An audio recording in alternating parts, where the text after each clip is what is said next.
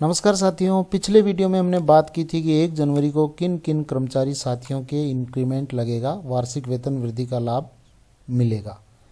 यहाँ आज के इस वीडियो में हम एक प्रश्न को लेंगे और उस प्रश्न में यह पूछा गया है कि उनको 1 जनवरी का लाभ मिलेगा या नहीं मिलेगा। प्रश्न ये है, एक व्याख्याता साथी है जिनका प्रोबेशन पूर्ण हुआ है वो 18 दिसंबर 2025 को, और उन्होंने फिक्स पे की जगह वर्तमान विद्यमान वेतन यानी पूर्व पद का वेतन चुना और वो है 49,300 L11, और जुलाई 2025 में उनके इंक्रीमेंट भी लगा था और ये लग के 49,300 हुआ। और अब नवीन वेतनमान उनका क्या होगा और वार्षिक वेतन वृद्धि तिथि क्या रहेगी। साथियों, 26 जुलाई 2023 का जो नियम है वो ये कहता है कि 30 जून से 30 दिसंबर के बीच में जिनका स्थायीकरण पूर्ण हो रहा है उनके 1 जनवरी को इंक्रीमेंट लगेगा, और 31 दिसंबर से 29 जून के बीच में जिनका स्थायीकरण हुआ है उनके 1 जुलाई को इंक्रीमेंट लगेगा। तो ये अलग अलग वेतन वृद्धि तिथियां प्रत्येक कर्मचारियों के लिए तय की गई है। तो इस नियम के अनुसार जो अभी हमने एम्प्लॉय देखे उनके वार्षिक वेतन वृद्धि तिथि है वो 1 जनवरी 26 को लगनी चाहिए, लेकिन इस स्थिति में यहाँ पर नहीं लगेगी। क्यों नहीं लगेगी, यहाँ पे हम रीजन देखें कि जो वर्तमान वेतन है वो 49,300 है, और 49,300 से इनका नए पद पर जब फिटमेंट होगा वो हम देखें कि वर्तमान में इनको L11 में 49,300 मिल रहा है। ये 49,300 मिल रहा है L11 में, और व्याख्याता पद पे स्थायी हुए हैं। तो व्याख्याता पद पे स्थायी होने के बाद में जो इनिशियल जो फर्स्ट सेल है वो 44,300 है, और इनसे इनका ऊपर है तो यहाँ पर इनका फिटमेंट है वो 49,900 पे होना है।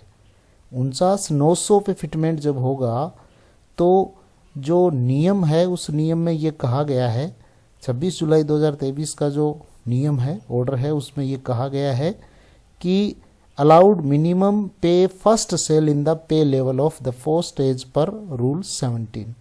यानी अगर फर्स्ट सेल उनको मिल रहा है तभी उनको जनवरी में जो इंक्रीमेंट है वो लगेगा, अन्यथा उनको इंक्रीमेंट की जो तिथि है वो उनका जो विद्यमान वेतन है, वर्तमान पूर्व पद का वो वेतन ले रहे हैं और उसमें जो इंक्रीमेंट की तिथि है 1 जुलाई, उसी तिथि से उनको इंक्रीमेंट मिलेगा।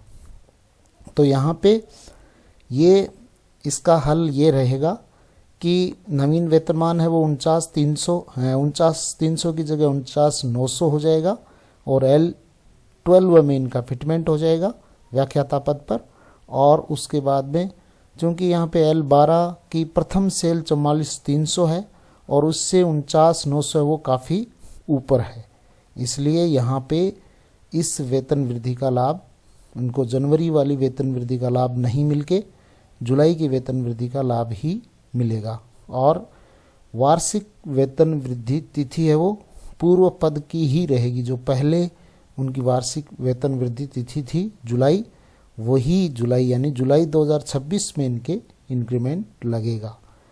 इसी तरीके से यहाँ पे हम एक दूसरा और रीजन देखते हैं कि जिसके कारण से अगर कार्मिक उच्च वेतनमान से निम्न वेतनमान में चयनित होता है तो भी वेतन वृद्धि तिथि है वो पूर्ववत ही रहेगी।